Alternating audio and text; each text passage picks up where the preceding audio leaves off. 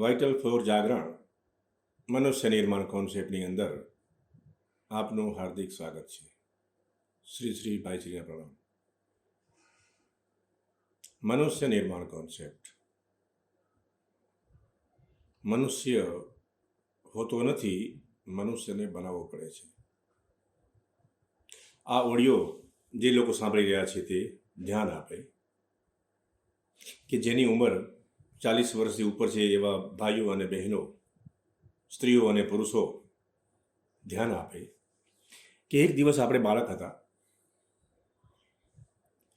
અને જોત જોતામાં થોડોક ભણ્યા, નોકરી કરી, ધંધો કર્યો, બધું જ કરતે બહેનો હતી, લગ્ન કર્યા અને ગૃહિણી બની, બાળકો પેદા કર્યા અને બસ એમ કરતે જીવનની ખટી મીઠી સુખ દુઃખ જેમ જેમ સમય પસાર થતો ગયો અને આપણે જીવન જીવતા ગયા અને અચાનક જ આપણું ધ્યાન ગયું આપણી દીકરી કે આપણા દીકરા ઉપર.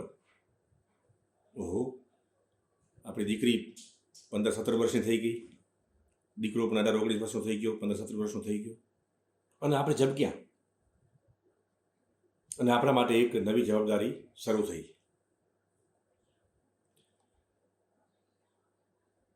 અને આપણે હજારો સવાલ લાગશે કે આ ઉંમર છે કિશોરાવસ્થા, દીકરી દીકરાઓની, એમના માટે શું કરશું આપણે? અત્યારના એક આધુનિક જમાનો, વિવિધ સાધનો, વિવિધ મીડિયા જે આપણી વખતે નહોતું અથવા તો એક સીમિત માત્રામાં હતું. આપણી જવાબદારી જ્યારે આપણે એ ઉંમરમાં હતા ત્યારે આપણા માતા પિતા ઉપર આ તરફની કોઈ જવાબદારી નહોતી. પણ આપણા માટે તો એક બોજ બન્યો છે. અત્યારે આપણી દીકરી બજારમાં ગઈ તો આપણે ટેન્શન, આપણો છોકરો ક્યાં જાય છે એનું ટેન્શન, એ શું શીખે છે એનું ટેન્શન. અને દીકરી દીકરાઓની અંદર આ ઉંમરની અંદર 15 વર્ષથી 20 વર્ષની વચ્ચે જે ઉંમરમાં ઘણા બધા હોર્મોન્સ થાય, ડેવલપ થાય, આ થાય તે થાય, બધું જ થાય. એક કિશોરાવસ્થા એક મુગ્ધ અવસ્થા છે. જીવન પ્રત્યેના હજારો સવાલ, હજારો પ્રકારના સમસ્યાઓ, આ તે બધું જ એમને વિહવલ કરે છે. જેમ જેમ એમના દિમાગમાં પણ એક કુતૂહલ અને સંઘર્ષનો જન્મ થાય છે એમ એના માતા પિતા, વડીલ તરીકે, વાલી તરીકે પણ આપણી અંદર એવું કાંક ને કાંક થવા માંડે છે. આપણી અંદર એક અજ્ઞાત ભય, મારી દીકરીનું આમ તો નહીં થાય ને, તેમ તો નહીં થાય ને, એને સાસરે જવાનું છે, એને આમ કરવાનું છે, એને તેમ કરવાનું છે, એને ઘણું બધું શીખવાનું છે. દીકરો હોય તો એમ થાય કે એને ધંધો શીખવાડવાનો છે, યા નોકરી લગાડવાનો છે, યા એને એક બિઝનેસ માટે કાંઈક કરવું છે, આજીવિકા માટે કાંક ને કાંક કરવું છે. આવા સવાલો જો તમારા નથી થતા તો ખરેખર આપણે માતા પિતા તરીકે બેહોશ છીએ અને આપણે બિનજવાબદાર છીએ. પણ સાવ આપણે એટલા તો અજ્ઞાન નથી જ. જીવનની નક્કર વાસ્તવિકતાઓને આપણે આંખ આડા કાન ન કરી શકીએ. આપણી ઉંમર જ્યારે એ વખતની હતી ત્યારે સમય અલગ હતો અને અત્યારે સમય અલગ છે. આ જમાનો છે શિક્ષણનો. પણ આપણી જે શિક્ષણ વ્યવસ્થા છે એ શિક્ષણ વ્યવસ્થાની અંદર ઘણી બધી ખામી છે, ઘણી બધી ખામી છે. આજની શિક્ષણ વ્યવસ્થા ફક્ત અને ફક્ત ડિગ્રીઓને માને છે અને કાગળને માને છે. તમને શું આવડે છે અને શું નથી આવડતું એની એ પરવા કરતા નથી. ફક્ત એ સર્ટિફિકેટોને માને છે. એટલે આને યોગ્ય કેળવણી ન કહેવાય. તમારી પાસે સર્ટિફિકેટ હોય કે સર્ટિફિકેટ ના હોય, પણ તમારી પાસે આવડત તો હોવી જોઈએ અને આ આવડત જ તમને આગળ લઈ જાય યા તમને જિંદગી જીવવામાં મદદ કરે. તો આપણે એક વાલી તરીકે આપણે એવું નથી લાગતું કે આપણા બાળકો શું કરી રહ્યા છે, આપણા દીકરી દીકરા શું કરી રહ્યા છે, એ કોઈ ડિગ્રીની વાહે પડેલા છે કે ખરેખર કેળવણીની વાહે પડેલા છે, એના દિમાગમાં શું ચાલે છે, એને કઈ ટાઈપના માર્ગદર્શનની જરૂર છે. આપણી પાસે હજારો સવાલ છે, જવાબ કોઈ નથી. અને પાછું એક સધિયારો છે કે બધાનું એમ જ છે ને, તો આપણે એકલાનું ક્યાં ટેન્શન છે એમ. પણ નહીં, ટેન્શન તો છે જ. વિષય ગંભીર છે પણ આપણે બધા જ આંખ આડા કાન કરીએ છીએ. શા માટે ખબર છે? કારણ કે આપણે પણ જીવવાનું ભૂલી ગયેલા હતા.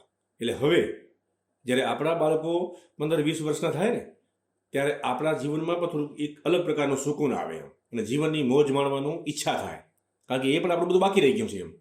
એટલે આપણે પાછી આપણી જીવનની મોજમાં ઉલઝી જઈએ છીએ અને છોકરાઓનું બાકી રહી જાય છે, અને આપણે જવાબદારીઓથી દૂર ભાગીએ છીએ, યા તો આંખ આડા કાન કરીએ છીએ. તો મારા પ્રિય ભાઈ અને બહેનો, આ સમસ્યા ગંભીર છે. આપણી દીકરી કે દીકરો 15મા વર્ષમાં પ્રવેશ કરે અને કિશોરાવસ્થાની અંદર આગળ વધે અને 20-21 વર્ષની ઉંમર થાય ત્યાં સુધીની અંદર એનું ભણતર, એનું ગણતર, એના હોર્મોન્સનો બદલાવ, બારે રખડવું, હજારો પ્રકારના કુતૂહલ, નવી સમસ્યાઓ એના જીવનમાં સર્જાય છે. અને આ જ વખત છે કે એને જીવનની સાચી સમજણ આપવાનું. આ 15થી 20-22 વર્ષનો જે વચ્ચેનો જે 7-8 વર્ષનો ગાળો છે, એ સમય દરમિયાન જો એને કોઈ ખાસ પ્રકારનું શિક્ષણ જો એમને મળી જાય અને એની ઉપર એ વ્યક્તિ, એ બાળકો આપણે અમલ કરવાનું શરૂ કરે તો જીવન ઘણું બધું સરળ બની જાય અને જીવનની સંભવિત ઘણા બધા જે સવાલો અને પ્રશ્નો અને સમસ્યાઓનું ઉદ્ગમ સ્થાન થાય એના પહેલાં જ સમસ્યાનું સમાધાન થઈ જાય. અને કદાચ ક્યાંક ને ક્યાંક કોઈ સમસ્યા નિર્માણ થાય તો એનું એ સમાધાન પણ કરી લે. પણ બધા જ માતા પિતાઓ કન્ફ્યુઝ છે. એને એ ખબર નથી પડતી કે શું કરવું, કારણ કે આ જગતની અંદર માહિતીનો એટલો બધી ભરમાર છે કે ન પૂછો વાત. જાત જાતના સેમિનારો, જાત જાતના મોટિવેશનલ સ્પીકરો, ભણતર, આ તે વગેરે વગેરેની એટલી બધી ભરમાર થઈ ગઈ છે કે આપણે કન્ફ્યુઝ છીએ કે શું કરવું. આ કરીએ, પેલું કરીએ, આમ કરીએ, તેમ કરીએ, વગેરે વગેરે વગેરે.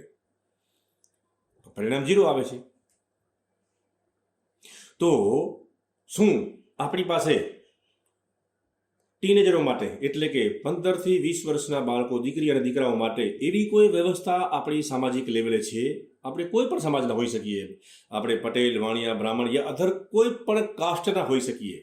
સમસ્યા બધા માટે છે. તો આપણે ક્યારેય એવો આપણી જાતને સવાલ પૂછ્યો છે કે આપણી બધી જે સામાજિક વ્યવસ્થાઓ છે એની અંદર આ કોઈ પ્રકારનો અભિગમ છે કોઈનામાં કે આપણો દીકરી અને દીકરાઓ જ્યારે 15 વર્ષની ઉંમર થાય છે અને એનું જીવન આગળ ચલાવે છે ત્યારે એની કોઈ વિશિષ્ટ શિક્ષણની જરૂર છે, તો એ જરૂરની વ્યવસ્થા આપણે ક્યાં કરી છે? આપણે કોઈ સવાલ પૂછતા નથી અને આપણે એવું માની લઈએ છીએ કે ભણવા જાય છે, કોલેજ કરે છે, બધું જ કરે છે એટલે બધું જ આવી ગયું એમ. નહીં, સરકારની નીતિઓ એવી છે કે એવું જ જ્ઞાન પીરસવું કે જે લોકો વ્યવસ્થિત માણસો હોય એ જ આગળ આવે અને બાકીના મજૂરી કરે. ભણતરની વ્યવસ્થા જ એવી છે અને એ ગવર્મેન્ટને ખબર છે. બધા જ બાળકો આગળ આવે તો ગવર્મેન્ટ માટે સમસ્યા બની જાય, કારણ કે તો નોકરી ક્યાંથી કરવી? નોકરીઓ નથી એટલી બધી.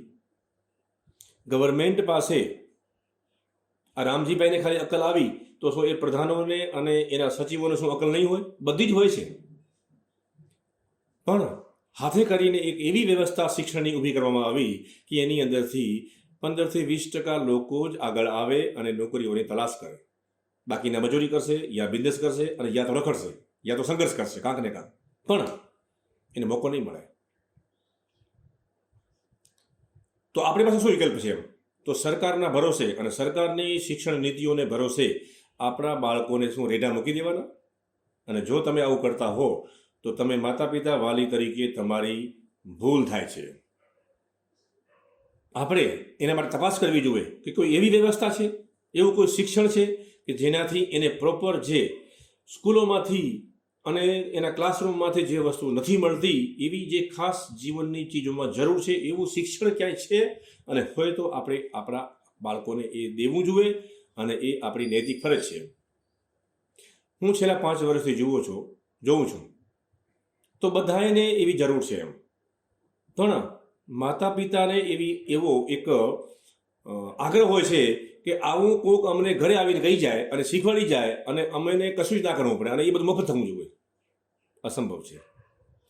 શ્વાસ માટે પણ સંઘર્ષ કરવો પડે છે. નવા શ્વાસને લેવા માટે જૂનો શ્વાસને પણ છોડવો પડે છે. તો તમે બધાએ એમ કેમ માની લીધું કે આ બધું આપણે ઘર મળી જવાનું છે? અસંભવ છે. અને કદાચ કોઈ આવા વેમમાં રાજતું હોય તો એની સામે મને કોઈ વાંધો નથી, પણ જે લોકોના બાળકોને આગળ લાવવા હોય એ લોકોએ ગંભીરતાપૂર્વક આ વિષય ઉપર વિચાર કરે અને પોતાની જવાબદારીનો સ્વીકાર કરી અને એ પોતાના બાળકો માટે કોઈ ભવિષ્ય સારું બને એના માટે યોગ્ય વિચાર કરવો જોઈએ. રામ ભરોસે જીવન નથી ચાલતું. એક જમાનો હતો કે જ્યારે રામ ભરોસે બધું ચાલતું. અત્યારે તો કોઈના ભરોસે કશું ચાલતું નથી. પણ એક વ્યવસ્થા છે. વાઇટલ ફોર જાગરણ મનુષ્ય નિર્માણ કોન્સેપ્ટ પાસે આ સમસ્યાનું સમાધાન છે.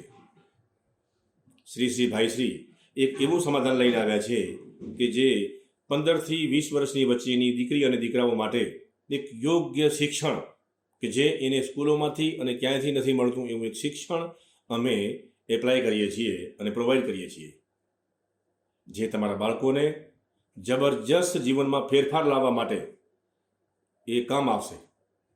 પણ તમારા બાળકોને તમને એની ઉપર વિશ્વાસ મૂકવો પડશે અને તમારી જે ઇન્ટેન્સ હોય, તમારો જે એની ઉપરનો ઇન્ટેન્સ હોય એનાથી એને મુક્ત કરવા પડશે. અને આવા શિક્ષકો જે છે એને હવાલે તમારે એને બાળકોને કરવા પડે અને નિર્ભય બની જવાનું છે.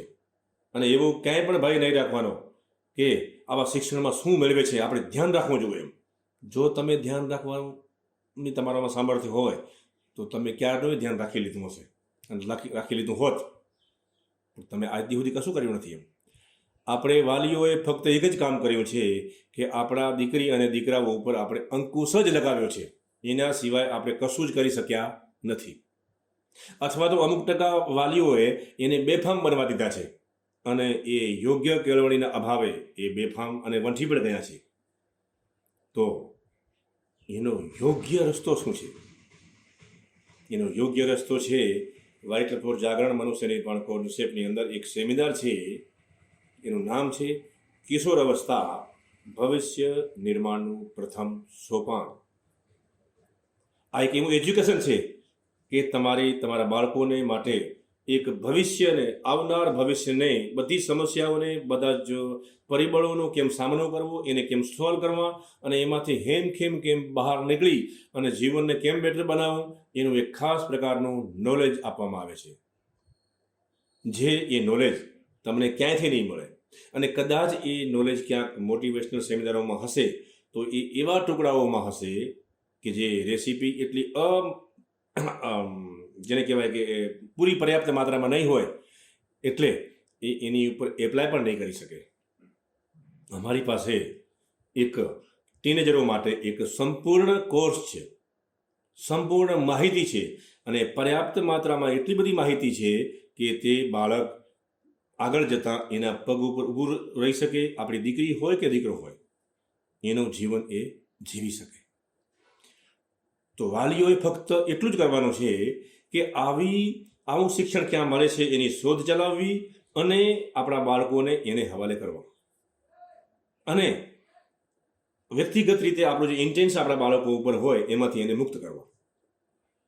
જો આટલું તમે કરી શકો તો એ બાળકોને તૈયાર કરવા માટે શિક્ષણ પદ્ધતિ ઉપલબ્ધ છે. સવાલ છે આજુબાજુ થોડીક નજર નાખવાની, તો તમને ક્યાંક ને ક્યાંક મળી જશે.